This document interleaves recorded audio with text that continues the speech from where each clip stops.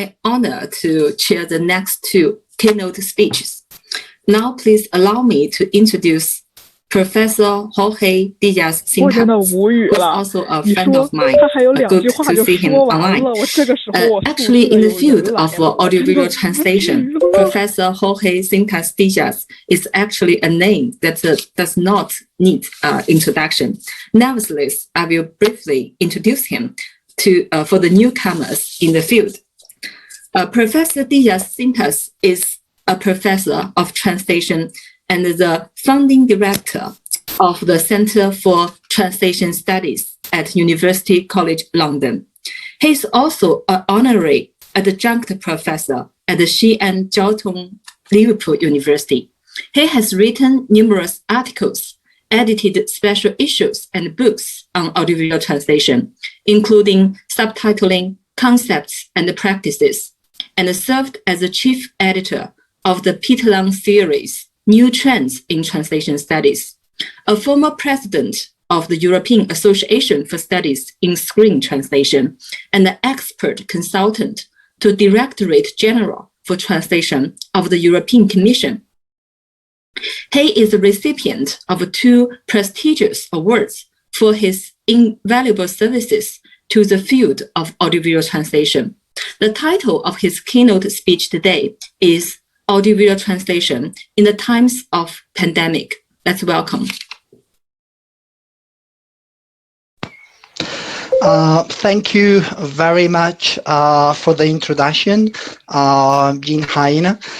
It's a pleasure to be here at the conference. I'd like to also thank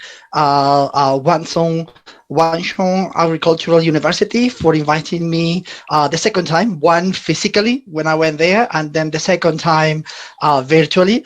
And especially I would like to thank as well my dear friend, Professor Chan Zhuang, for having invited me and having always been ready to provide information and make things smooth at these times. It's a pity that we cannot do things more close to each other, but the pandemic has got, as they say in English, it's got its silver lining where other things can also be done, and I have given birth to these events where people can be based everywhere in the world and contribute. I am actually now not in London, but in Spain. So that is a good thing for me as well. I'm going to share my PowerPoint with you. And let me see here. Sorry, hold on a sec.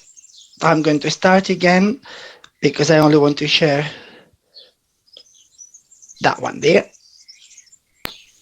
Okay.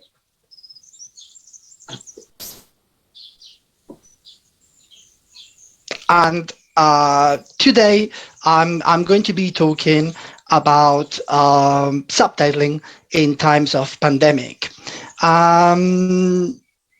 We have experienced and we have seen lately, everybody's talking about an AVT boom, a boom in audiovisual translation.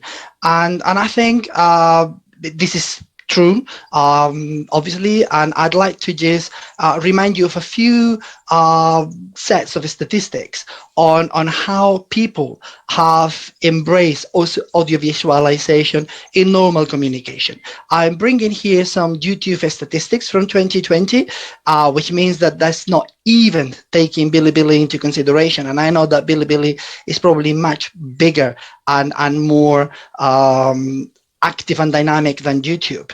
But here you have some mind-boggling numbers. The total number of hours of video that we watch on YouTube each month is 3.25 billion hours. So every month we're watching the amount that probably has been done in Hollywood in all the history. And then every minute of our lives, about 500 hours of video are uploaded to YouTube.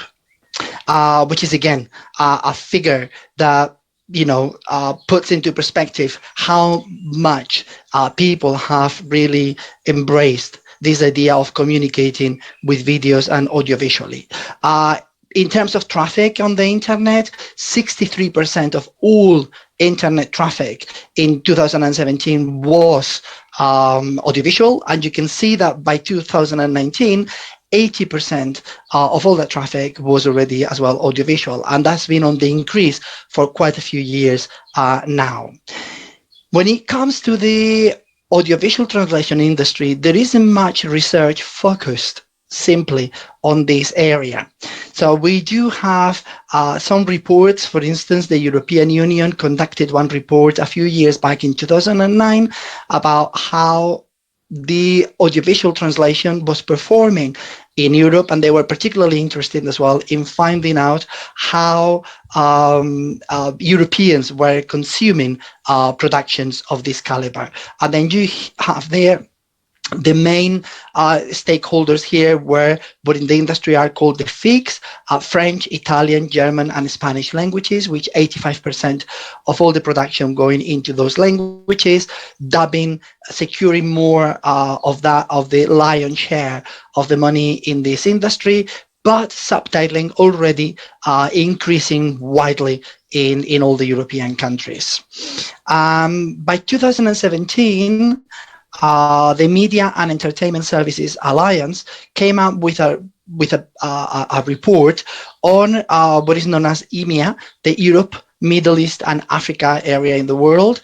And again, the outlook was pretty positive, with an annual increase of the industry of around about 8 to 10%. And that was taking into consideration the previous crisis moment in our history in 2008, which was a financial crisis as opposed to this health crisis that we've been into since 2019. If anything, since 2019, the increase has been much more pronounced, and that's been particularly because of what is known in the industry and in academic media environments as well now, the OTT revolution. OTT is an acronym widely used by some of the stakeholders, meaning over the top transmission or distribution of materials, which is basically the same as video on demand. You've got here the evolution in the history from the VHS, if some of you remember what a VHS was, to the DVD, to the Blu-ray that we were told it was going to be the new frontier after the DVD, but actually was pretty much diffused, and we moved virtually straight on from the DVD to the OTT environment. And this OTT new environment, it has created a wealth of material being distributed and new income generations being also implanted. And then you've got here, for instance, some of the forecasts in the industry, which shows a pretty much defined evolution in positive terms of how OTT is taking over other more traditional distributors of audiovisual material.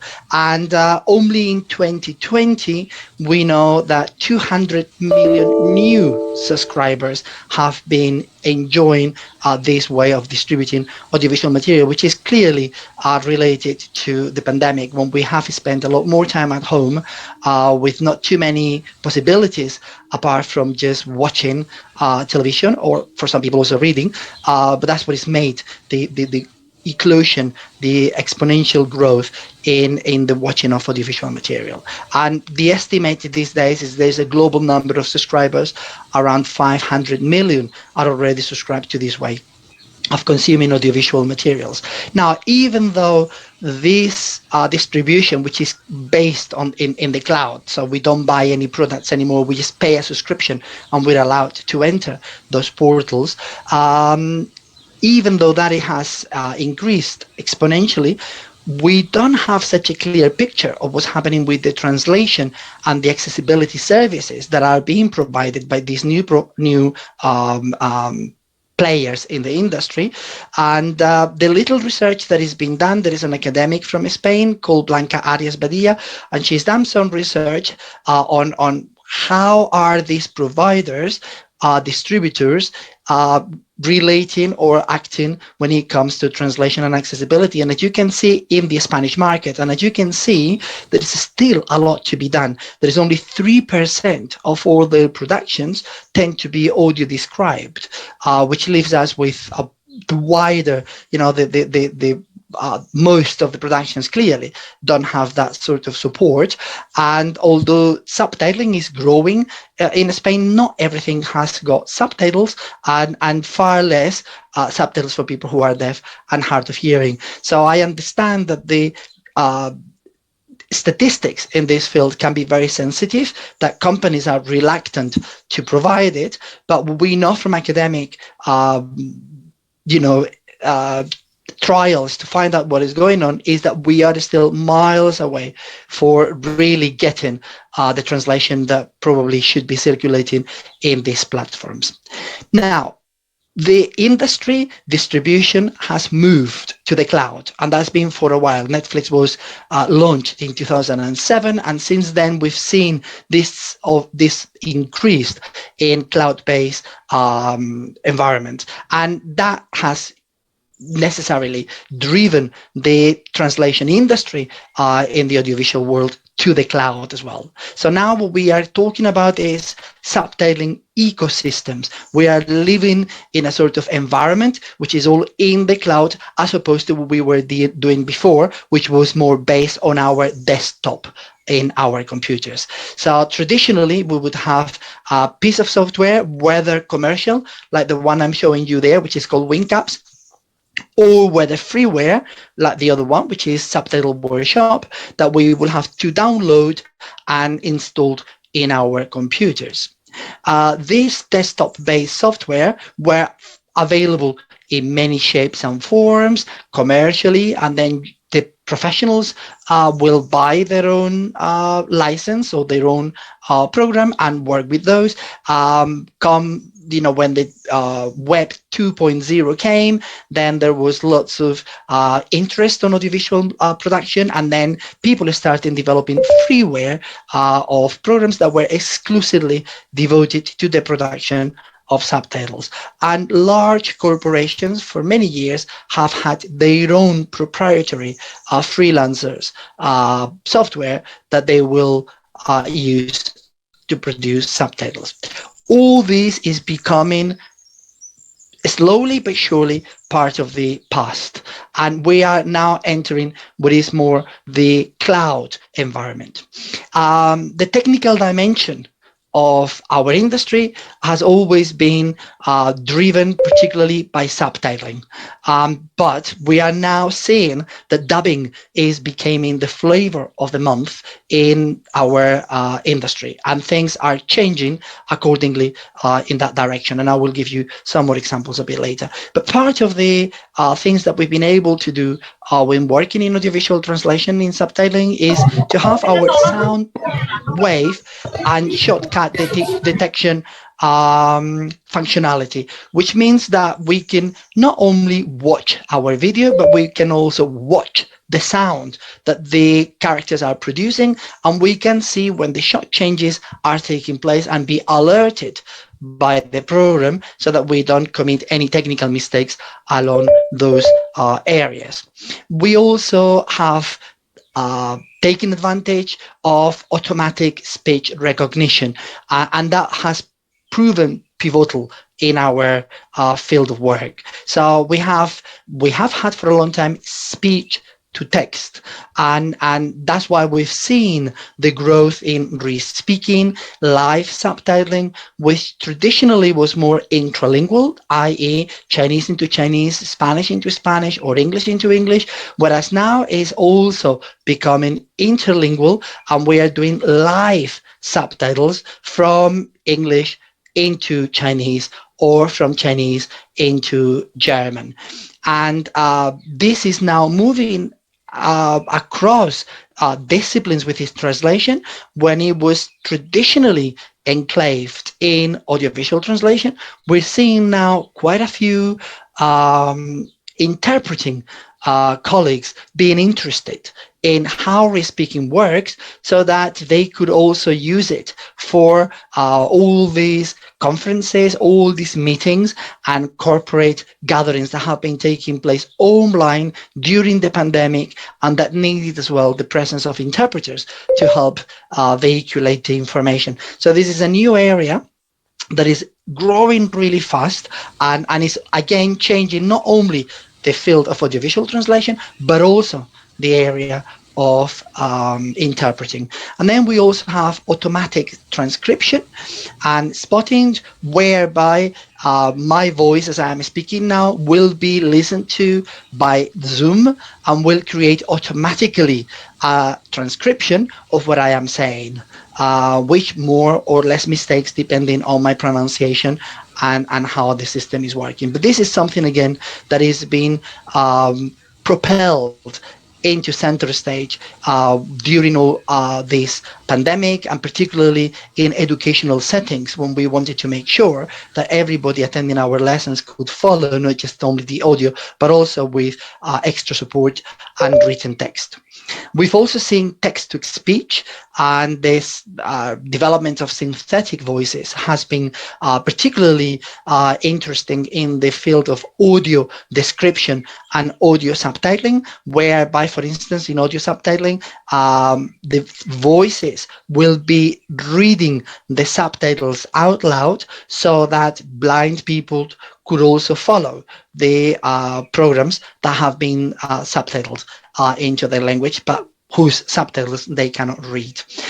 Synthetic voices are making an impact already in all the areas of our field, particularly in video games and so on.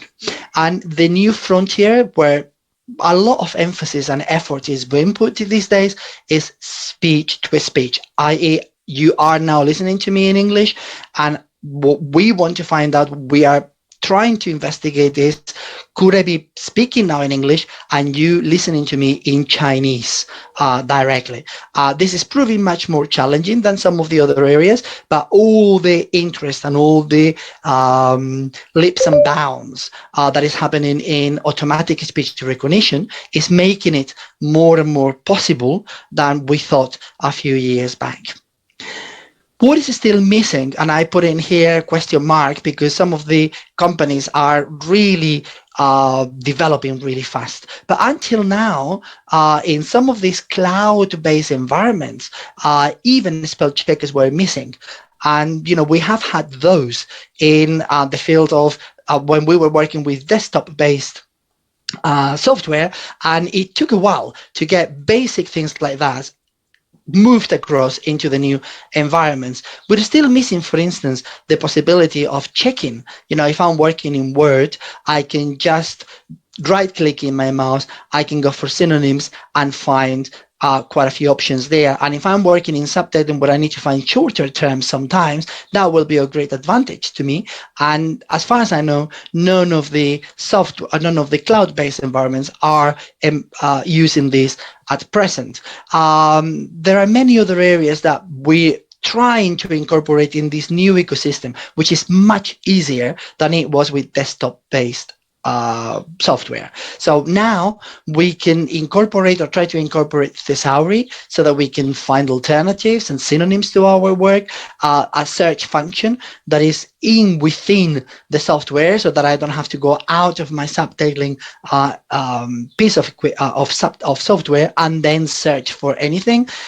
We've got glossaries, KNPs, which is key names and phrases, are documents produced by the media industries to help translators. Those are now being embedded into the ecosystems, whereas before they couldn't be into the desktop-based platform programs. And then we are seeing more and more interest in the application of memory tools and also machine translation, two areas that we always felt weren't going to be feasible in audiovisual translation. Now, the likes of MemoQ, which was one of the first ones moving into this area, and also SDL Trados have come up with their plugins so that we can use them to produce subtitles. And now they are working with subtitling ecosystems so that they can be made part of that seamless environment and be behind the scenes to help us with the translation. What do I mean by the cloud? The cloud has been around for much longer than we probably think, and particularly in amateur environments. For instance, TED, this software, this platform where people upload videos, educational videos, and they are translated. The translation, the subtitles for TED have been done in the cloud forever since TED started doing translations. And these are the engines sometimes behind that approach. But they only came part of the working environment, the professional environment, much later in the 2007. Around 2007, the first company credited to have launched their own platform was Zoo Subs, based in the UK, and since then most companies have produced their own proprietary cloud-based systems. Now what we are seeing is that many companies as well are developing cloud-based dubbing environments where they do everything as well on the cloud, and people don't need to go to the studio to register their voices anymore. Of all those listed here on the right-hand side, they're all proprietary, and it's very challenging for anyone to see what they do unless you are working for them or they grant you access permission. The one on the left is one that I like using sometimes because it is a hybrid approach and anybody could use it for work if they need to. Now, why has the cloud been so important and so changing, a change player in our industry? If you look at it from the translator's perspective, it hasn't been such a big deal. Working in the cloud is like working with a piece of software that we were used to before, and that is not, dramatically different.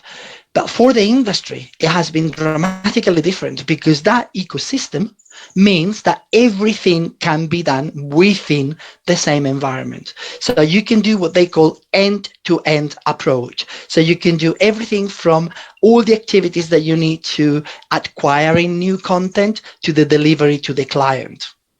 You can do from the onboarding, from taking new people on board, new translators, until you get the invoices of the translators that the translators can upload to the cloud. So it makes it really easy for the industry in that sense. The material is secured, so I don't need, as a translation company, I don't need to send my translators the videos because they are hosted on our website, and we know that only certain people will be given entitled to access the material. So in an industry that is so concerned about the security of the material, this is important, very, very important, and that's why they've moved in that direction. It's also very easy, as I said earlier on, to optimize new technologies that weren't so common in audiovisual translation, like memory tools and machine translation. And then any new changes can be easily implemented. If there is something that needs to be changed, the company can do it overnight, and then next time I log into the cloud, those changes would have been implemented. Previously, I would have to receive an update by the company. I would have to reinstall it in my computer, and there might be issues with incompatibilities with other programs, things that didn't work as they were expected to work, all these glitches and hiccups that we used to encounter when working with desktop-based programs. Another part ideal for the cloud, ideally in the cloud, is that, for instance, the client can see what is happening at any stage of the translation. So they can be invited to see what the translators are doing and how the translation is progressing, rather than waiting until the very end to be sent the translation. For subtitling, we can do everything as we did before.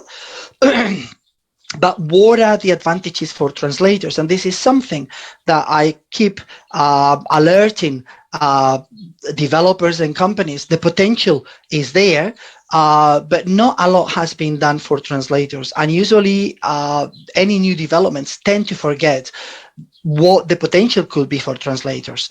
And I will show you a little bit in here. For instance, this is one of the platforms called Plint, as you can see there, and what this is the normal environment for a translator working with a template already in English. So imagine you've got your English translation here, which is the template. You've got here all the times, all the codes that you will know how to decipher, and then that's what you do at the base there, your translation. In this, you can find lots of information going on, annotations giving you information on what might be a problem of translation. And then there is also a forum that people, translators, can use to check with each other whether they've got any problems or whether there is any solutions that they have prioritized in their translation that could be used in other languages. So this is an area that will, if you want, create a virtual office for translators where you can see what other translators are doing, and then you can pick their brains and ask them for help, or you can volunteer your help if that is being asked by other translators. Not all the platforms allow that sort of interaction between translators, and leave that potentiality only to the project manager in there. So this is something that will help us improve our work as translators, but still we are slowing the take on how to implement that in the environment. What we can do, as I said earlier on, we can create our own translation, our own subtitles from scratch. We can translate, which means using a template, using something already in English, and then we just translate and sort of ignore to a large extent the technical dimension, because that's been done for us. We can also review the work of other people, and we can also burn and encode the subtitles together with the video. Yeah, and this is something that traditional subtitling software wouldn't be able to do. This burn and encode.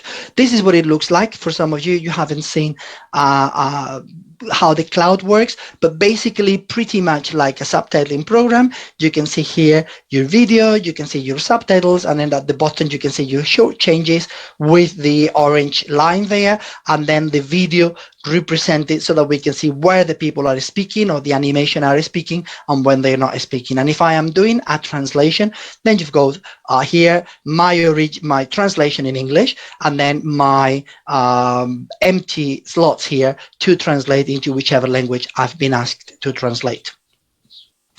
What we're finding now is that we are moving away from the traditional media like cinema and films, and one of the latest developments in our field in Europe has been the embrace of the European Parliament and the creation of a subtitling and voiceover unit, which has been the first time one of the European institutions, which, as you know, are the largest providers of translation, I would say in the world, but certainly in Europe, they are now seeing the need to start developing more seriously and more integrated within their work of subtitling and voiceover. What are the challenges for us as education? We know that the cloud is here to stay, and we know that online teaching is a new way of teaching. It was there before. We were a bit reluctant to do it, but by now everybody's pretty familiar with this, and chances are that it's going to stay as well for a while. So some of the challenges here is, how do we access these cloud-based platforms? If they are done for they are proprietary and they belong to these companies, and they are very jealous of the information and understandably so, because they don't want the competitors to know what they're doing so that they can have the edge. How can then we professionals in education train the future translators if we don't already show them how the cloud works and operates, and they themselves can work with that? And good news is that some people are taking this message on board, this situation on board, and they are working in the development of educational platform, which will be in the cloud and will be addressing the needs of any teaching that is taking place in this area.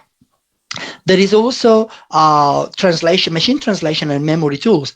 I'm not sure if some of you uh, um, pedagogues and trainers have been training your students in machine translation and audiovisual. We always felt that was very alien to us. It was okay to do machine translation with reports, with material that is repetitive, but not so much with audiovisual material, particularly with films that are only run once. But we do know that many companies are now implementing, if not machine translation, is more memory tools. This is statistical approach to machine translation. Your own memories are being stored as well in the system, which is very easy in the cloud, and then bringing in some potential solutions into the equation. And this is already happening in the industry.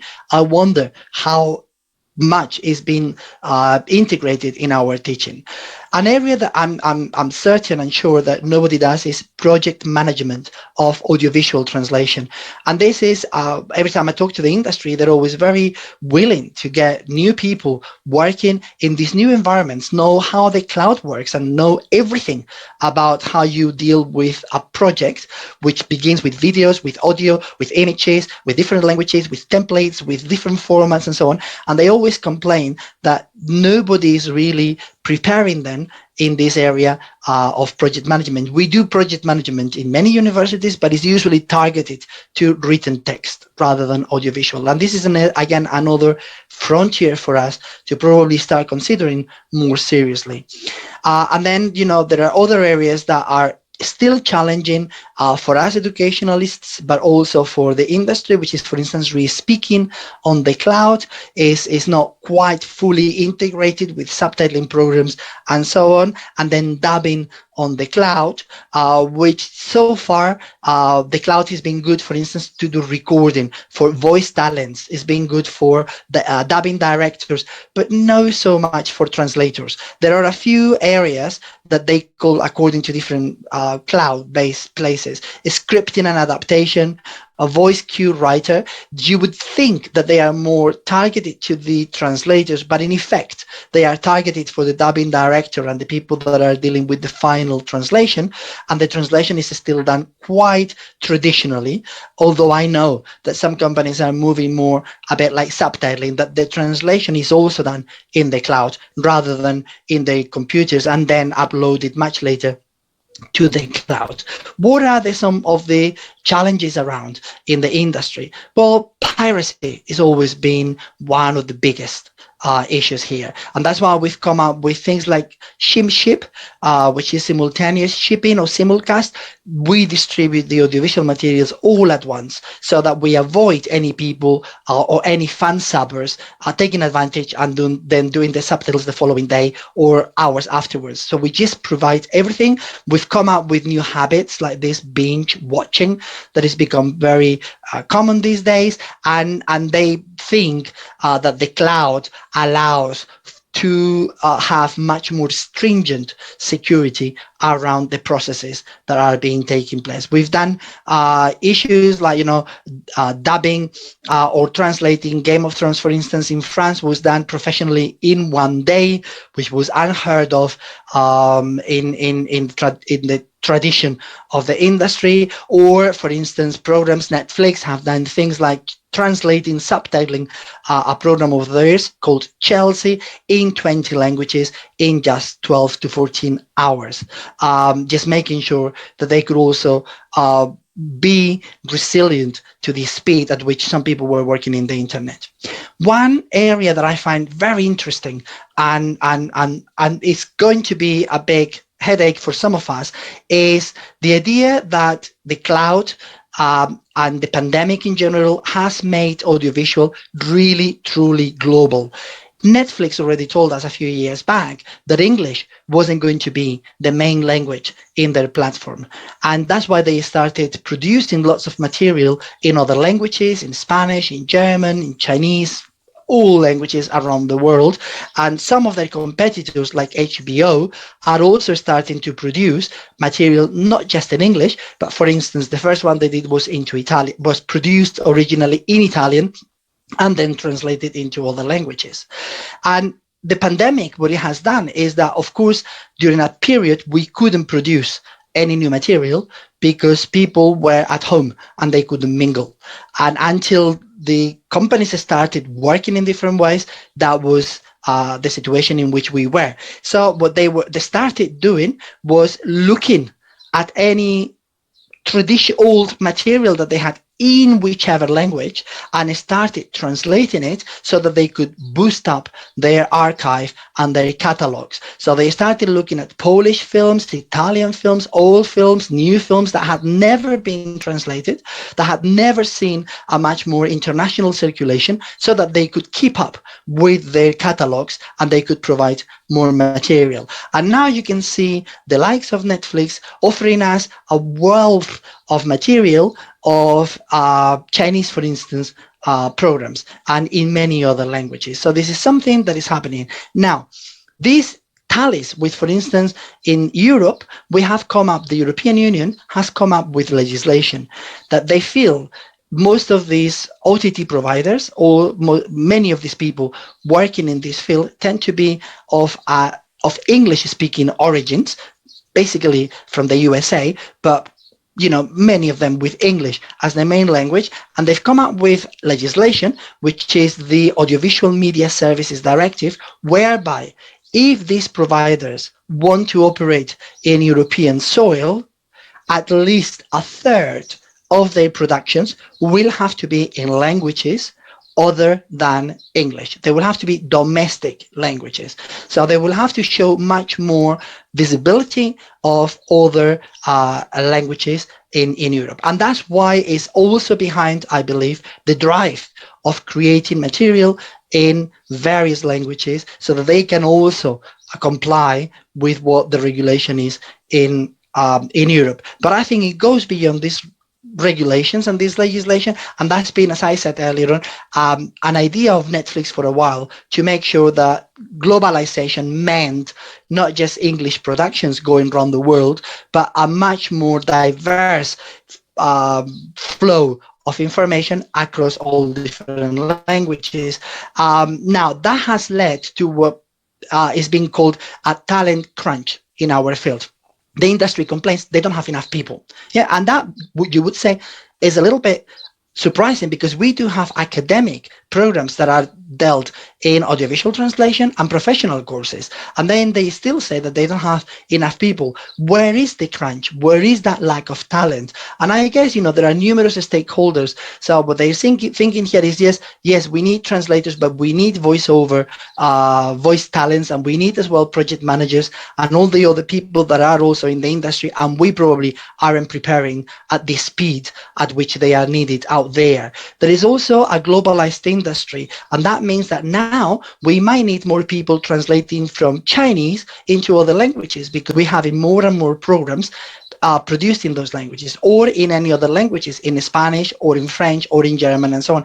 Do we have enough people that can translate directly from those languages? And I will tell you what the industry is doing in a second. There is a myriad of AVT practices, dubbing, subtitling, audio description, subtitling for deaf and hard of hearing people, and different languages probably imply different needs. It might well be that in German, the needs are on audio description, not so much in English, but we need people that are able to do dubbing, and we don't have enough, because dubbing hasn't been a practice commonly favored in in English-speaking countries.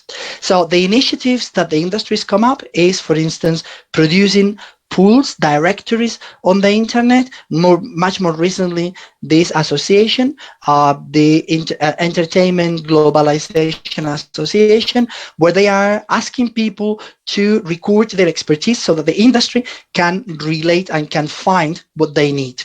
And what they're also doing is using templates. For some of you who don't know subtitling very in depth, then a template is traditionally like this. I produce the technical dimension, I produce the subtitles in English, and people translate into their other languages. What we're finding now is that these templates are not from English into other languages. But we're finding as well that we've got in here an example is this film, which is in Polish and is being translated into Slovak. And we're using is an in-between, a pivot language, which is English. So the Polish is actually saying this sentence here. The English template is a translation of that, but they know that there's going to be an issue here, so they're giving an annotation. They're giving more information of what the actual Polish refers to that the English might not be able to capture in that translation, so that the translator who is translating into Slovak without knowledge of Polish can deal with the translation. And that's what we're finding. People translating Spanish into Icelandic through English and not understanding the Spanish, but working with that.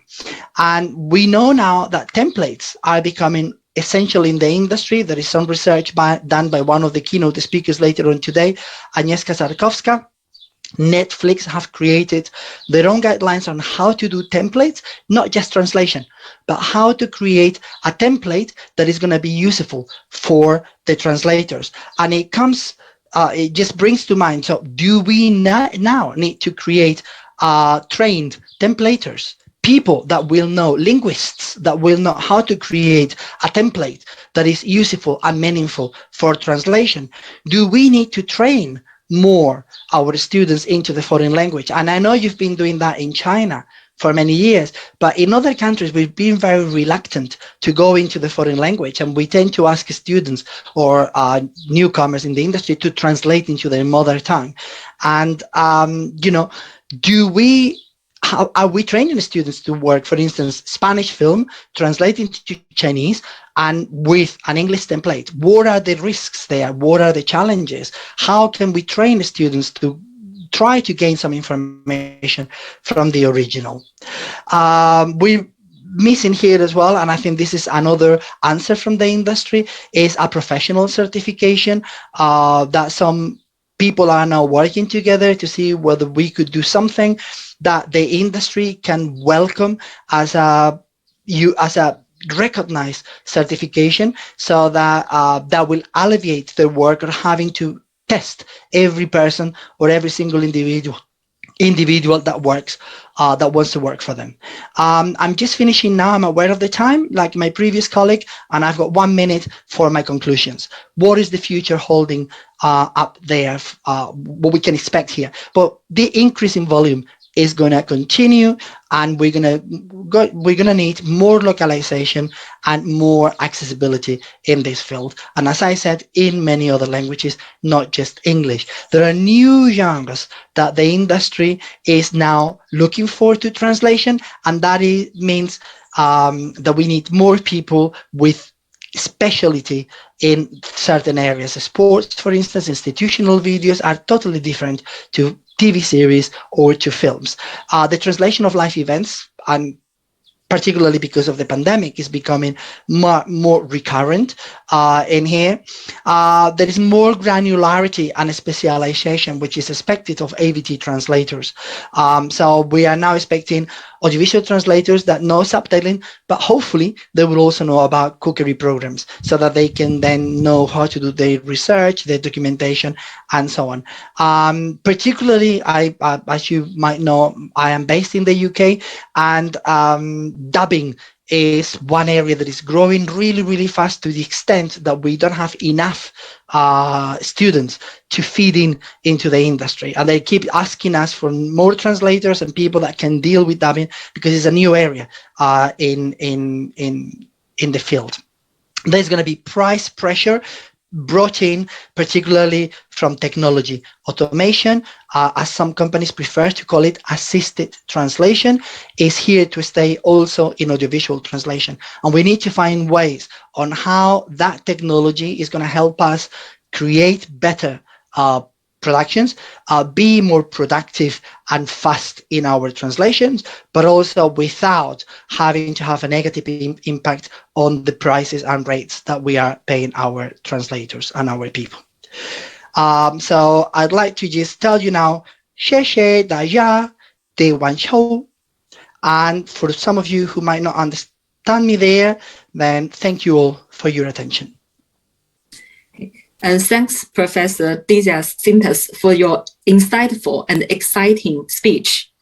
Professor Sintas Dias have showed us how the pandemic has disrupted the practice of audiovisual translation and how the different stakeholders have reacted to it.